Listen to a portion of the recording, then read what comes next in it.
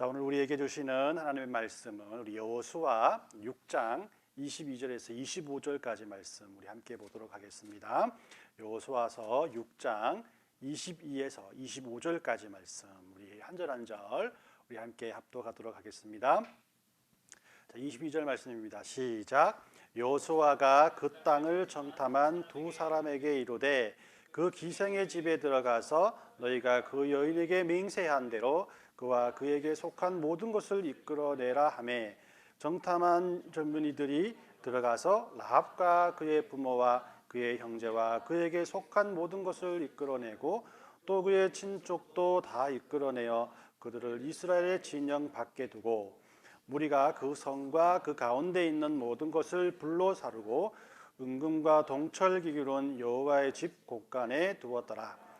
여호수아가 기생 라합과 그의 아버지의 가족과 그에 속한 모든 것을 살렸으므로 그가 오늘까지 이스라엘 중에 거주하였으니 이는 여호수아가 여리고를 정탐하려고 보낸 사자들을 숨겼음이었더라. 아멘. 제가 어릴 때 아주 오래된 것 같아요. 한 10여 년, 20년 정도 된 것 같은데 제가 이제 한국에 있을 때 본 드라마 중에 저게 좀 충격적인 드라마가 있었습니다. 그게 뭐냐면 궁이라는 드라마였어요. 혹시 궁이라는 드라마 기억하시나요?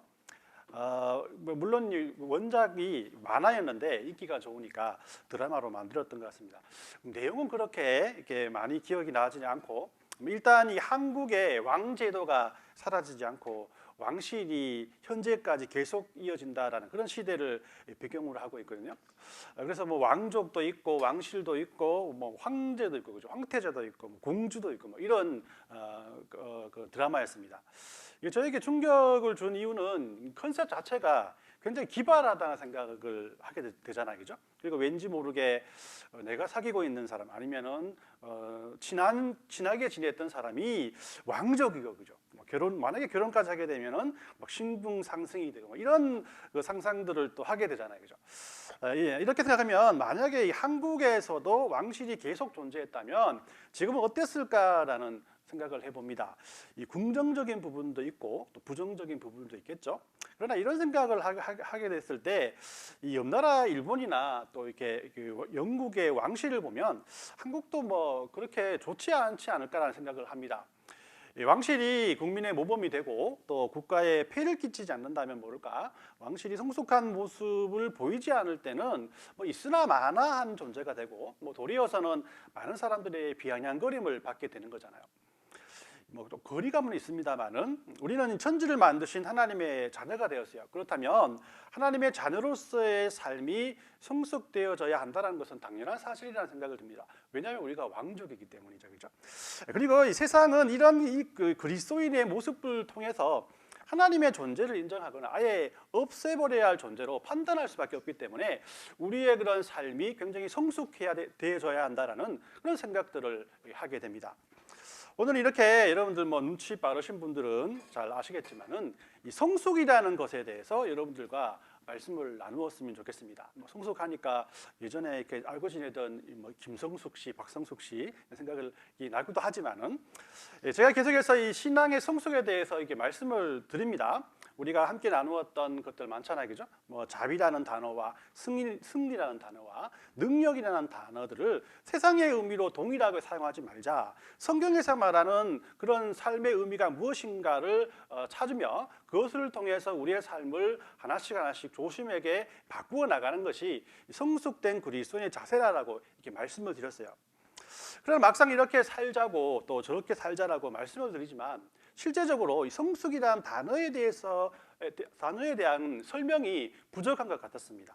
뭐 그렇잖아요. 착하게 살자라고 이렇게 말은 하지만은 착하다는 의미를 갖다가 정의해주지 않으면 어떻게 사는 것이 착하게 사는 것인지를 잘 알지 못할 때가 있잖아요. 그러다 보면 이게 참된 삶인가, 뭐 이게 잘못되게 살고 있는 것은 아닌가라는 그런 의심이 들 때가 있다는 것이요.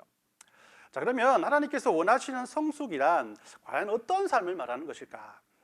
자, 오늘 읽은 성경은 여호수아가 여리고성을 점령하기 전 이 두 명의 정탐꾼들을 여리고성에 보냈을 때의 이야기가 그 배경이 됩니다. 그 정탐꾼이 정탐을 하다가 들키게 되었는데 라합이라는 사람이 그 정탐꾼들을 숨겨주었다는 것이죠. 그 대가로 정탐꾼들이 라합에게 이런 말을 합니다. 우리가 이제 이 땅에 들어오게 되었을 때 자신들을 내린 그 창문가에 그들이 가져온 붉은 줄을 이렇게 메어 놓으면 그 집에 속한 모든 재물과 사람들은 해치지 않겠다라는 그 약속을 해요. 그리고 라합은 그대로 하겠다라고 그들과 이렇게 결단을 내립니다. 그리고 여호수아가 정탐꾼의 약속에 따라서 여리고 성이 함락되고 난 다음에 라합의 가족들과 거기에 속한 모든 것들을 보호해 주었다라는 것이 오늘 읽은 그 본문의 내용입니다. 자, 그럼 이 라합의 이야기가 성숙된 삶과는 어떤 관계인가? 왜냐하면 라합이 여리고 성이 함락되고 모든 사람들이 죽었는데 그의 집에 거하던 그녀의 가족들과 그 사람들은 모두 구원을 받았기 때문이라는 거예요.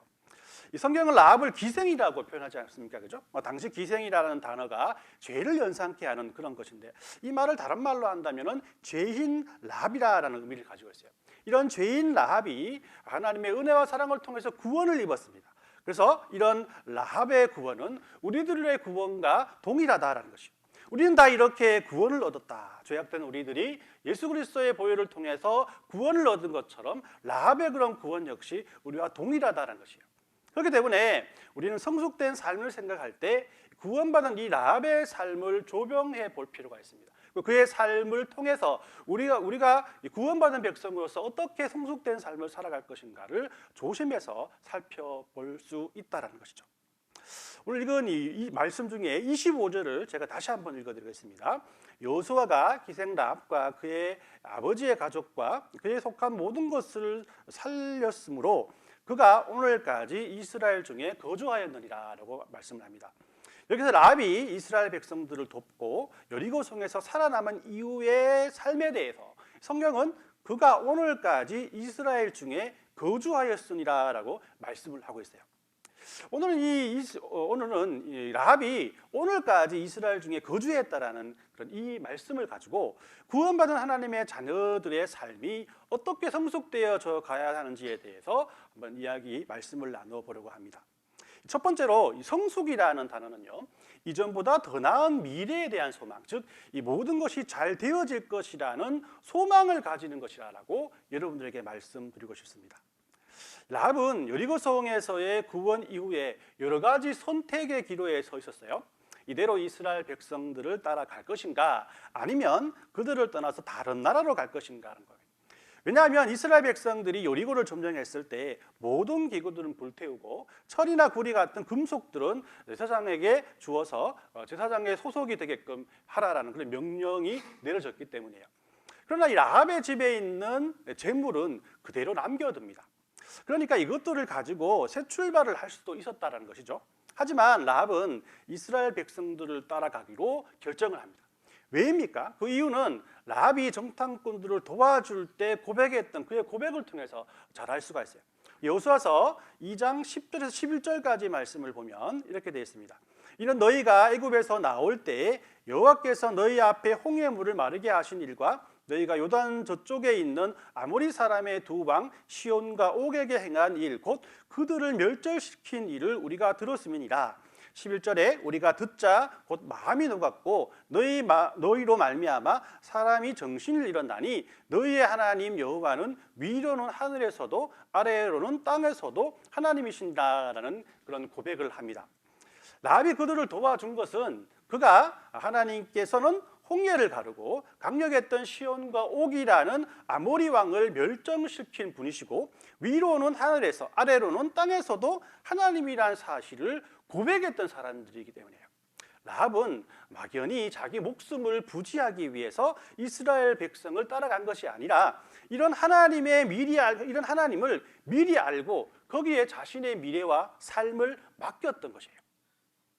여러분 모두가 예수님을 믿으면 이전보다 모든 삶이 달라지는 것을 믿기 때문에 결단하고 신앙생활을 한 것이 아니겠습니까? 여러분도 그렇게 시작했잖아요, 그죠? 예수를 믿으면 구원을 얻고 구원을 얻으면 하나님의 자녀가 되고 하나님의 자녀가 되면은 천국을 얻게 된다. 천국이 우리의 소유가 된다. 이 말씀에 여러분들 몸과 마음을 다 하나님께 맡기셨잖아요.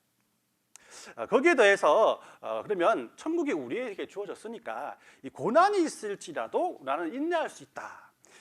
여기까지 나아가는 그런 믿음, 이것이 바로 성숙이다라고 여러분들에게 말씀드리고 싶다라는 겁니다. 왜 우리가 하나님을 믿고 고난을 받고 인내해야 합니까? 여러분들이 부모님이 믿으셨기 때문이 아닙니다. 배우자가 믿기 때문이 아닌 것이죠. 여러분들이 가장 절친이 예수를 믿었기 때문에 나도 이거 사실을 통해서 내가 예수를 믿게 되었다, 이것이 아니란 거예요. 그 이유는 앞으로 여러분들의 삶에 큰 도움이 될 것이다, 여러분들의 삶에 큰 변화가 있을 것이라는 그런 기대 때문이라는 거고, 여러분들에게 말씀드리고 싶습니다. 여러분, 다른 사람을 위해서 하나님을 믿지 마십시오. 어떤 상황을 위해서 하나님을 믿지 마십시오. 여러분들 자신을 위해 하나님을 믿으십시오. 왜냐하면 여러분들과 하나님과의 관계가 그렇게 은혜와 사랑 가운데 유지될 때 그 하나님으로 인해서 다른 지체들과 연결되어 한 공동체가 될 수 있다는 겁니다. 라합의 이야기와 비슷한 또 하나의 사건은 우리가 읽지는 않았지만은 룻기에 나오는 룻의 이야기입니다. 룻의 시어머니는 나오미라는 유대 사람이었어요. 나오미의 가족들은 땅에 기근이 들면서 모압 땅으로 남편과 두 아들을 데리고 피난을 가게 되었고, 거기에서 모압 여자들을 며느리로 삼습니다. 그런데 모압 땅에서 남편과 두 아들을 모두 잃게 되고 두 며느리와 살게 돼요. 그래서 이 본국으로 돌아가야겠다는 결심을 하고 두 며느리에게는 각자 자기의 삶을 살라라고 말을 합니다. 한 며느리는 돌아갔고요, 또 룻이라는 며느리는 시어머니의 하나님을 자기 하나님으로 섬기기로 작정하고 시어머니를 쫓아서 이스라엘 땅으로 돌아오게 돼요. 거기에서 우리 보아스라는 지주를 만나게 되고 그와 결혼을 해서 아이를 갖게 되었다라는 것이 룻기의 그런 간단한 설명입니다.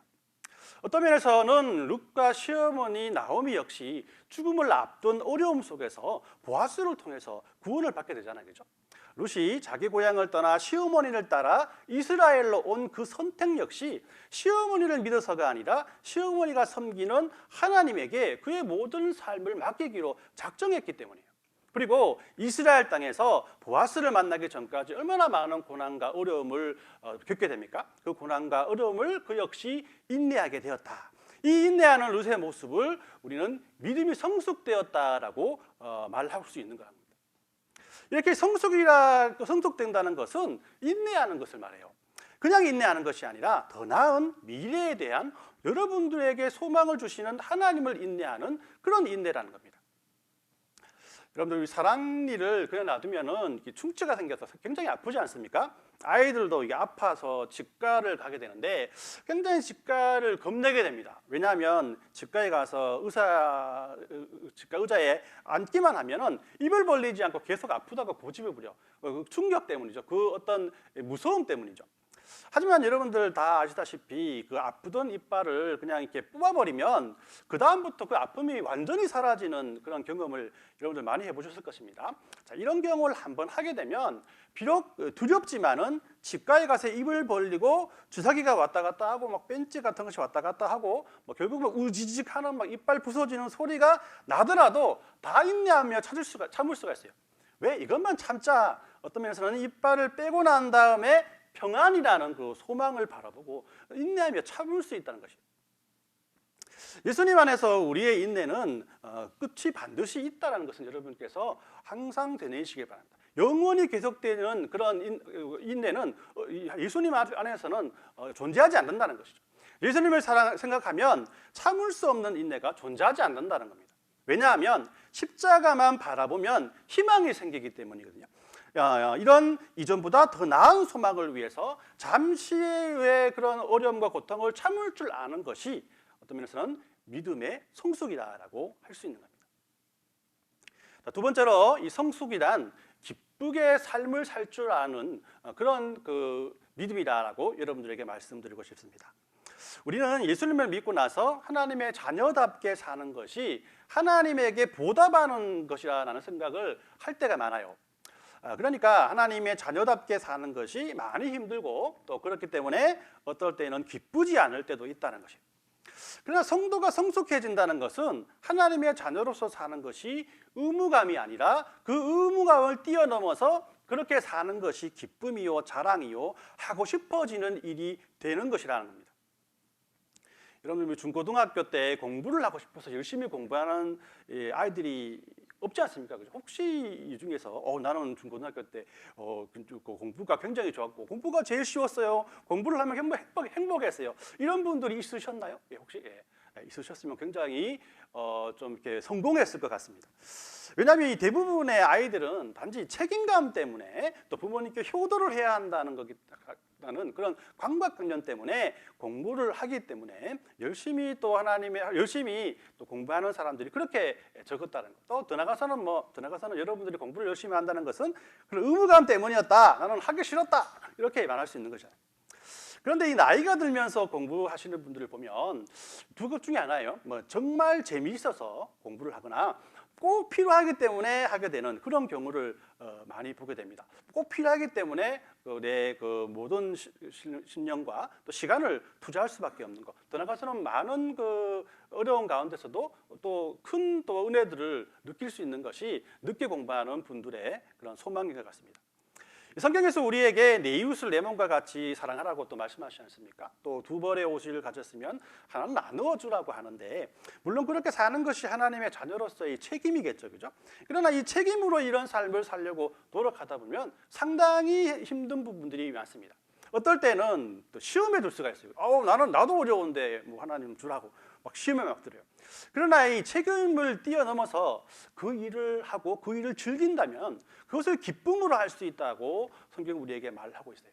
그 자체가 즐겁게 된다는 이 삶 자체가 즐겁게 된다는 것. 그렇게 여러분들의 삶이 즐거운 삶이 될 때 이것이 믿음의 성숙이라고 할 수가 있는 겁니다.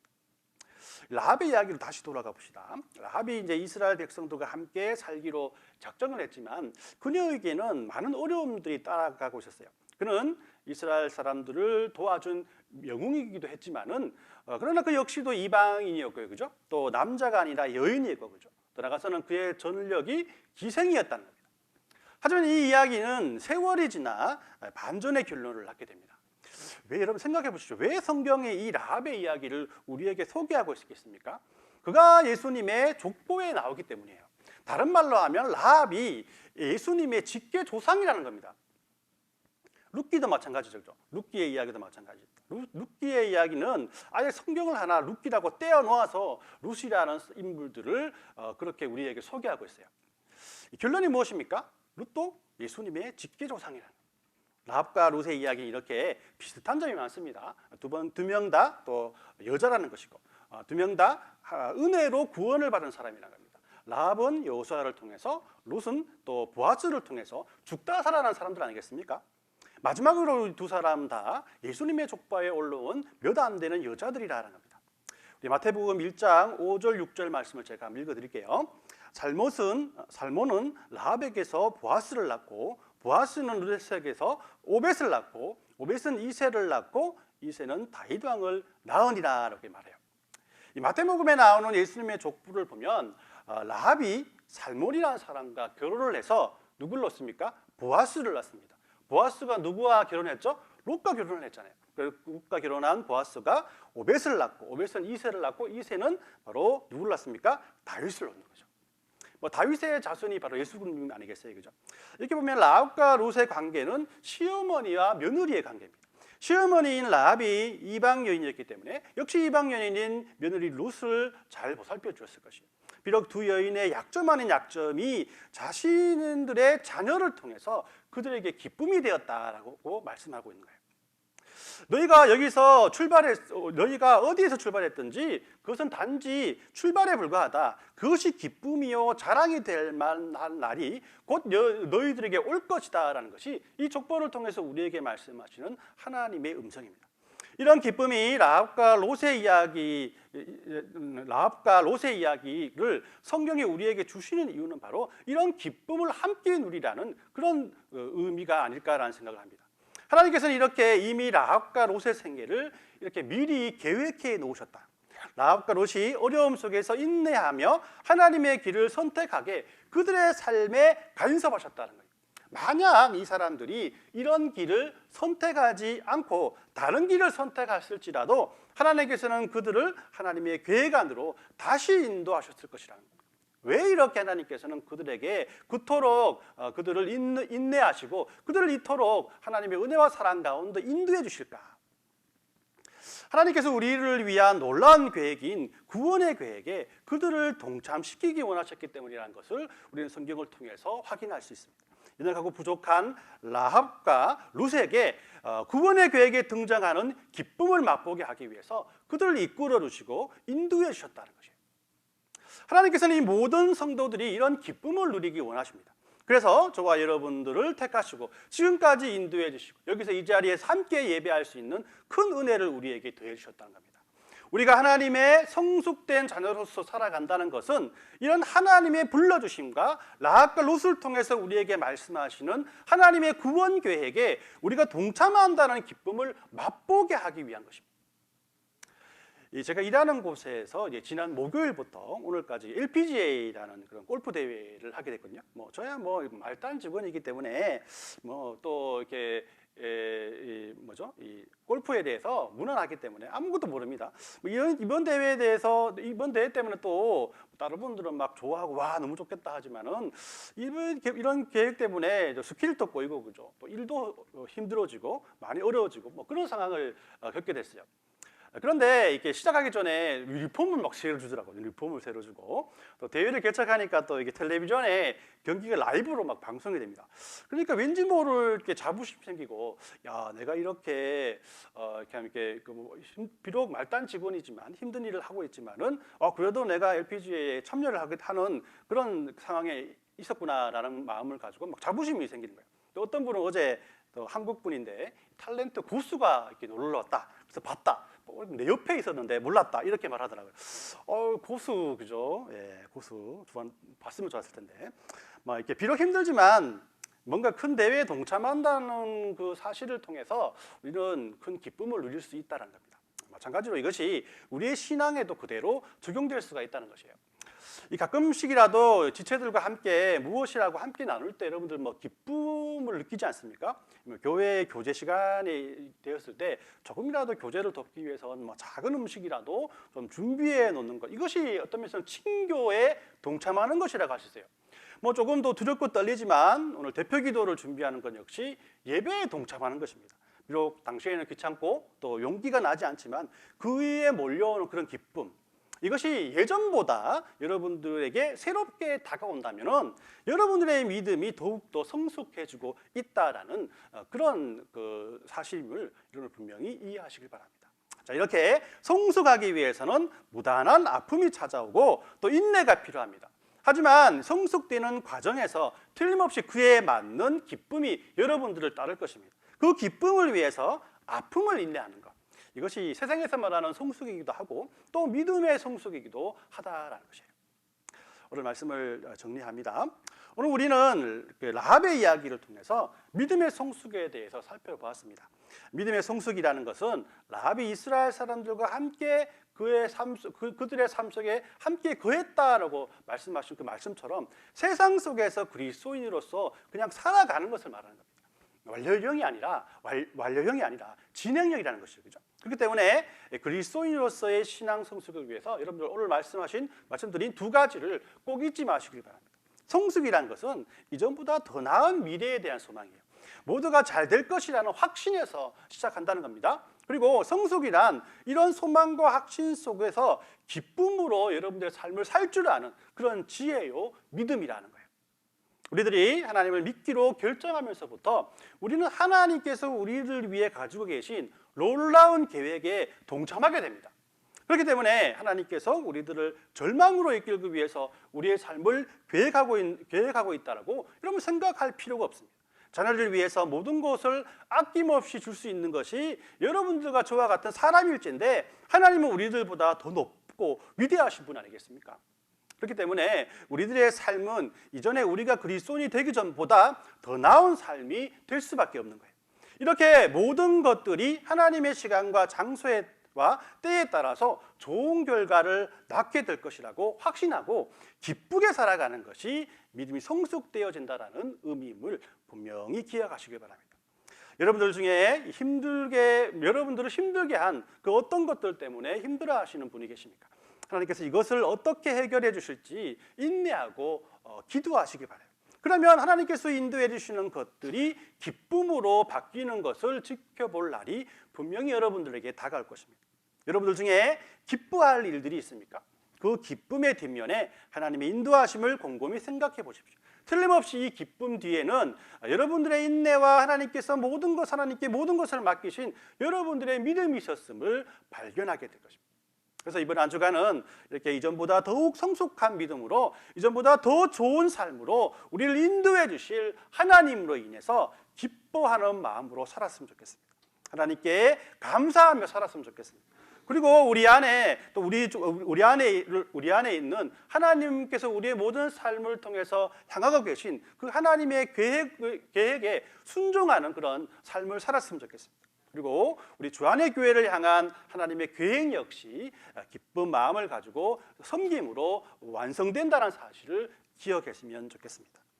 이런 성숙된 믿음으로 인해서 하나님께 주시는 귀한 기쁨과 축복을 이루는 저와 여러분들 되시길 예수님의 이름으로 축원합니다. 아멘.